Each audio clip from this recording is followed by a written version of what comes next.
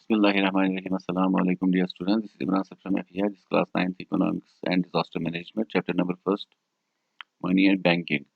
This is lecture number 2nd of this chapter. Let's start this first topic.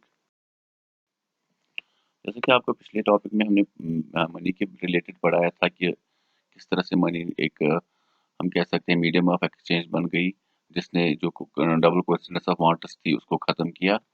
लेकिन अगर हम बात करें कैश की, तो ज़्यादा कैश अपने पास रखना भी सेफ नहीं होता है।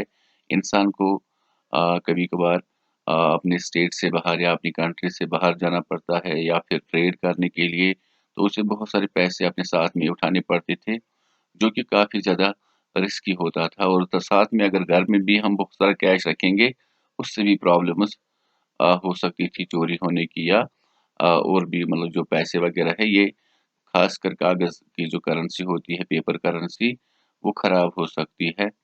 तो इस चीज़ को यहाँ पे हमारे पास सॉल्व किया बैंक्स ने।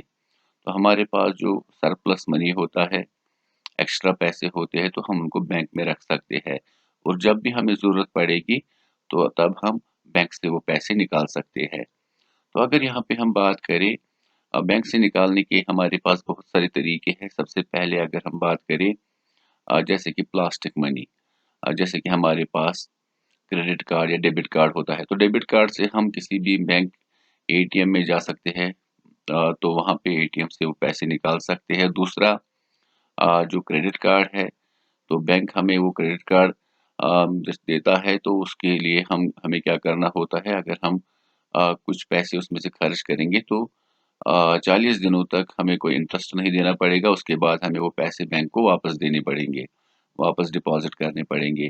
तो इस तरह से हमें ज़्यादा पैसे अपने साथ रखने की ज़रूरत भी नहीं है। तो हम कहीं पर भी पैसे निकाल कर जो भी चीज़ें खरीदनी हो ट्रेड के लिए, तो उसका इस्तेमाल कर सकते हैं। इसके अलावा अगर हम बात करें, हमारे बैंक्स में बहुत सारे किस्म के अकाउंट्स होते हैं। सबसे पहले अगर हम बात करें सेविंग अकाउंट, तो ये कोई भी इंसान ये अकाउंट खोल सकता है। तो इस अकाउंट को खोलने के बाद इंसान बैंक में पैसे रखेगा और इसके अलावा बैंक हमें कुछ इंटरेस्ट भी दे सकता है। जितने पैसे हम रखेंगे उसी हिसाब से 4% या 6% के हिसाब से हमें इंटरेस्ट भी मिलेगा।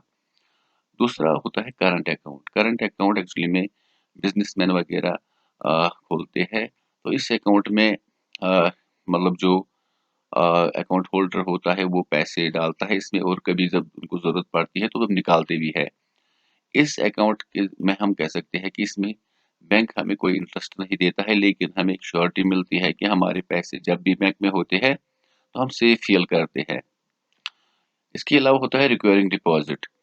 तो इस वाले अकाउंट में जो लोग होते हैं वो मंथली मतलब बेसिस पे इस अकाउंट में पैसे जमा करते हैं एक पर्टिकुलर पीरियड के दौरान, और उसके बाद उनको बैंक काफ़ी ज़्यादा बेनिफिट्स भी देता है और उस एक साथ वो बहुत सारे पैसे एक साथ निकाल सकते हैं। इसके अलावा होता है फिक्स्ड डिपॉजिट्स। जैसे कि किसी की शादी वगैरह होती है तो उसके पास जो मेहर वगैरह का पैसा होता है, या इसके अलावा भी बहुत सारे लोग अ, 5 साल या 8 साल तक डिपॉज़िट करते हैं, पैसे बैंक में रखते हैं, उसके बाद उनको ज़्यादा हम कह सकते हैं हाईएस्ट इंटरेस्ट रेट्स वगैरह बैंक प्रोवाइड करता है। तो इस दौरान जो अकाउंट होल्डर है वो पैसे नहीं निकाल सकता। जब वो पीरियड खत्म होगा तब जाके वो पैसे वो मतलब निकाल सकता है, या फिर उस वक़्त वो दोबारा से 5 या 8 सालों तक वो फिर से फिक्स्ड डिपॉज़िट कर सकता है अपने पैसों को। बैंकिंग एंड कॉमन मैन, तो जैसे मैंने पहले कहा कि बैंकिंग से हमारे जो हम कह सकते हैं प्रॉब्लम्स थी वो काफ़ी ज़्यादा सॉर्ट आउट हो गई, प्रॉब्लम सॉल्व हो गई। अब सबसे simplest form of bank account जो हमारे पास होता है वो सेविंग बैंक अकाउंट होता है, जिसे कोई भी इंसान खोल सकता है। तो उसमें हम पैसे डिपॉज़िट करते हैं और कभी भी जब हमें ज़रूरत पड़े तो उस वक़्त हम निकाल सकते हैं और उसके लिए बैंक हमें पैसे भी देता है, इसका मतलब इंटरेस्ट भी देता है। तो यहाँ पे अगर हम बात करें तो हमें पहले क्या करना पड़ता था, पैसे भरने के लिए भी बैंक जाना पड़ता था और निकालने के लिए भी बैंक जाना पड़ता था। लेकिन अब हम डिमांड डिपॉज़िट के ज़रिए भी पैसे निकाल सकते हैं, जैसे कि इसके लिए सबसे जो ईज़ीएस्ट फॉर्म है वो है चेक। तो चेक बुक जो है वो बैंक हमें प्रोवाइड करता है। उसके बाद हम चेक किसी के नाम पर भी अगर लिखेंगे तो उसको मतलब हम कह सकते हैं बैंक वाले हमारे अकाउंट में से पैसे दे सकते हैं। तो उसके लिए हमें खुद बैंक जाने की ज़रूरत नहीं पड़ती है। तो ये काफ़ी ज़्यादा सिंपलेस्ट फॉर्म है। ये जो चेक होती है, एक पेपर होता है इंस्ट्रक्टिंग, ये बैंक को इंस्ट्रक्ट करता है कि मेरे अकाउंट में से कुछ पैसे जो है इस इंसान के को दे दो जिसके नाम पे ये चेक मैंने इशू की है। इसके अलावा अगर हम बात करें, जो मेकर ऑफ द चेक होता है, जिसने चेक बनाई है या लिखी है, उसको ड्रॉअर बोलते हैं। और जो बैंक का एम्प्लॉय होता है, जो पैसे वहाँ पे देता है, उसको ड्रॉई बोलते हैं। और जिस पर्सन का नाम उस मतलब हम कह सकते हैं चेक पर लिखा हुआ हो, जिसको ये पैसे देने हैं, उसका नाम होता है पे, मतलब हम कह सकते हैं यहाँ पे उसको बोलते हैं पेई। तो यहाँ पे ये वर्ड है। तो ये चेक्स की वजह से काफ़ी ज़्यादा हम कह सकते हैं प्रॉब्लम सॉर्ट आउट हो गई। अब मैंने साथ में कहा था कि जो प्लास्टिक मनी है, इसके अलावा ऑनलाइन ट्रांज़ैक्शंस आजकल होती है, तो काफ़ी ज़्यादा मतलब हमारी ज़िंदगी में हम प्रॉब्लम सॉल्व हुई है। काफ़ी ज़्यादा हमारे पास सहूलियत मैसर हुई है इन चीज़ों के ज़रिए। इसके अलावा डिमांड ड्राफ्ट जो होता है, एक्चुअली में ये प्रीपेड नेगोशिएबल इंस्ट्रूमेंट होता है। अगर फॉर एग्ज़ाम्पल हम बैंक में जाएँगे तो वहाँ पे स्लिप्स होती है जिसको डिमांड ड्राफ्ट बोलते हैं, तो हम वहीं पर वो लिख सकते हैं।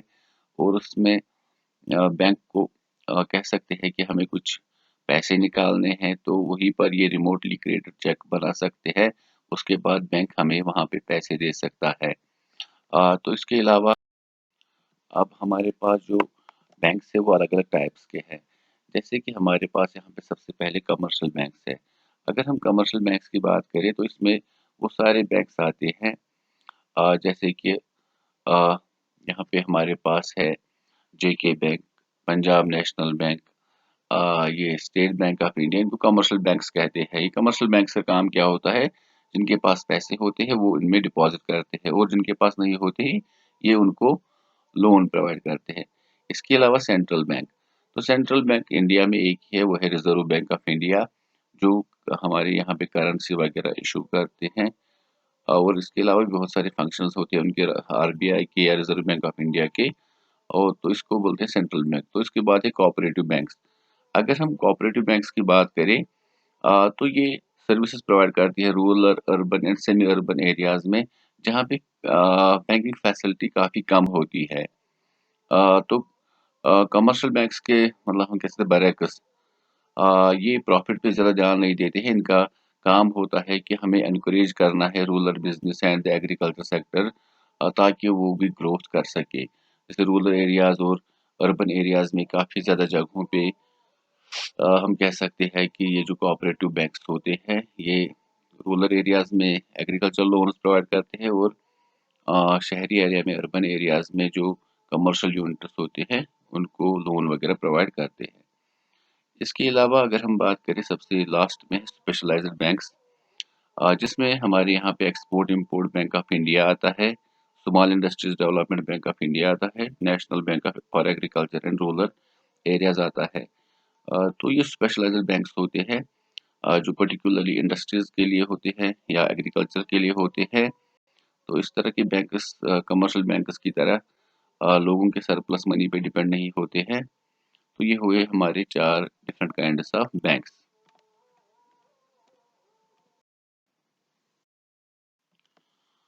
Loan and credit activities of A bank, अगर हम बात करें, यहाँ पे मैंने पहले कहा कि बैंक्स में जिनके पास सरप्लस होता है वो बैंक्स को देते हैं। उसके बाद जिनके पास पैसे नहीं होते हैं वो बैंक से लोन वगैरह लेते हैं। लेकिन अगर हम बात करें कि बैंक किस तरह से कमाई करता है, तो उसके लिए आपको मैं एग्जांपल देता हूँ। फॉर एग्जांपल, पर्सन ए है जिसने बैंक में डिपॉजिट 100 रुपये किए हैं। उसके बाद बैंक वाले जो है वो एक अकाउंट खोलते हैं जिसमें 100 रुपये मतलब वहाँ पे डिपॉजिट किए हैं ए ने। उसके बाद बैंक क्या करता है, वो इस 100 रुपये में से इसका 20% अपने पास रखते हैं, ताकि कैश वगैरह के लिए वो रखे, अगर किसी को पैसे निकालने हो उसके लिए। उसके बाद उसमें से 80 रुपये बचते हैं, तो 80 रुपये वो बी को एज लोन देते हैं। तो इस तरह से दूसरा अकाउंट उन्होंने क्रिएट किया। अब ये जो बी है जिसने लोन लिया है, जिसने जो लोन तो बी ने जैसे उसने लोन लिया 80 रुपये, उसको फ्यूचर में हम कह सकते हैं उसको इंटरेस्ट के साथ, हायर इंटरेस्ट रेट्स के साथ वो पैसे देने हैं। तो यहाँ पे आप याद रखिए, जो इंसान पैसे बैंक में रखता है, बैंक उसको फॉर एग्जांपल 4% या 6% के हिसाब से इंटरेस्ट देता है, इंटरेस्ट रेट। लेकिन जब बैंक किसी को लोन देती है, तो वो उससे 8%, 10% या 12% के हिसाब से इंटरेस्ट लेती है। तो ये जो हम कह सकते हैं, जो ये सरप्लस इसमें से बचता है, वो बैंक की आमदनी होती है। फॉर एग्जांपल मैंने बैंक में पैसे रखे, तो बैंक ने मुझे 4% के हिसाब से इंटरेस्ट दिया। लेकिन जब बैंक ने मेरे ही पैसे दूसरे को एज लोन दिया, तो उससे हायर इंटरेस्ट रेट्स लिए। तो इसी से बैंक कमाई वगैरह करता है। तो जो लोग जमा करते हैं पैसे, और उसके बाद बैंक वाले क्या करते हैं, उसका 20% अपने पास रखते हैं कैश पेमेंट्स के लिए। उसके बाद वो बाकी के पैसे जो है लोन वगैरह पर्पज के लिए लोगों को देते हैं, ताकि ज़्यादा से ज़्यादा इंटरेस्ट रेट वगैरह वो हासिल कर सके, ताकि बैंक दिन ब दिन तरक्की करे।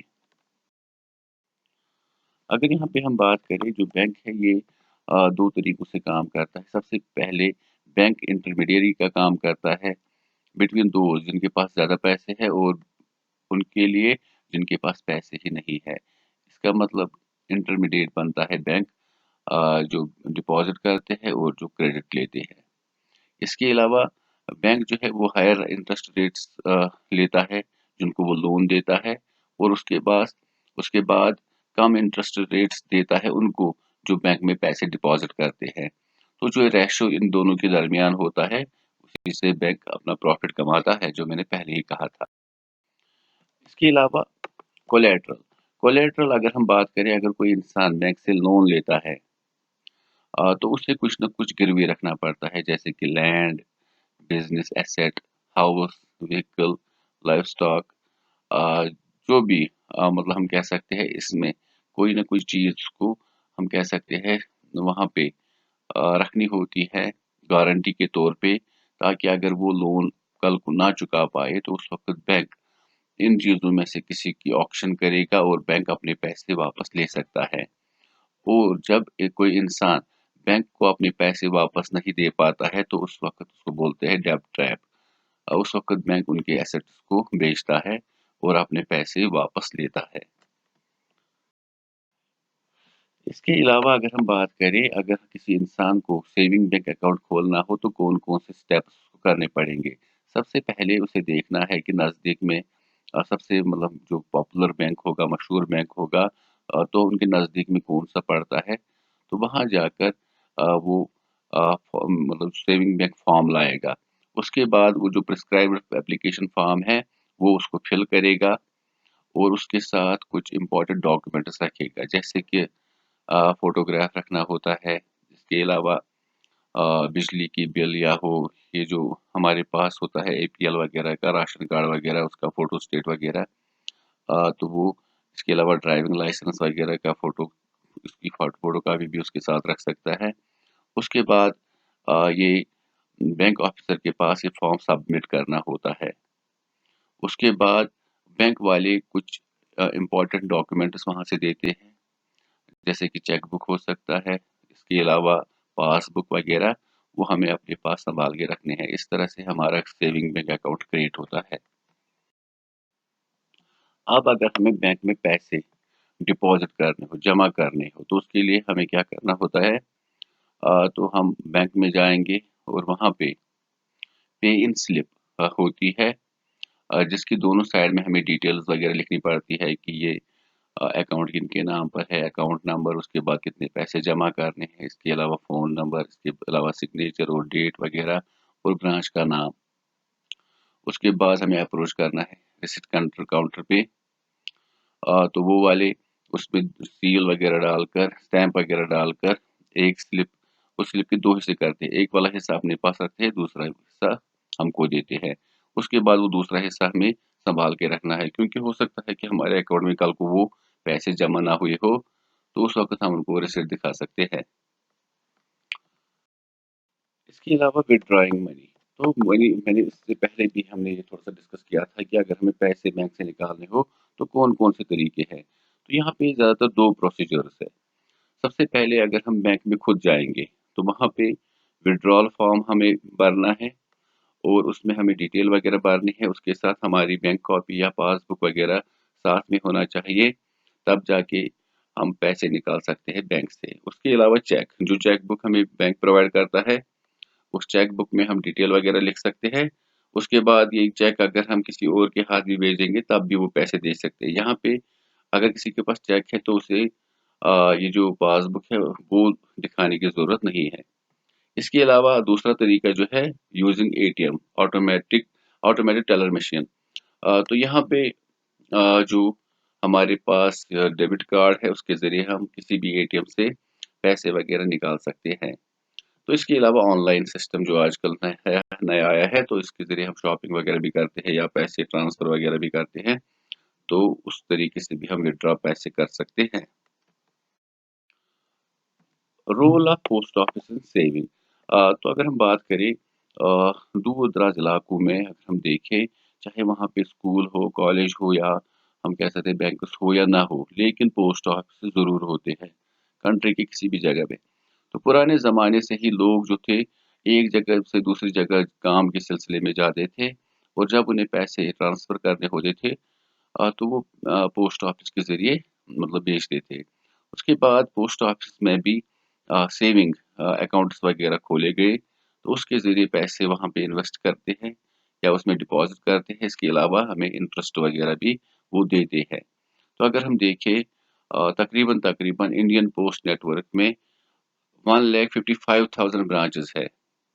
तो इस तरह से अगर हम बात करें कमर्शियल बैंक्स की तुलना में इनकी हाँ, तादाद जो है वो बहुत ज़्यादा है।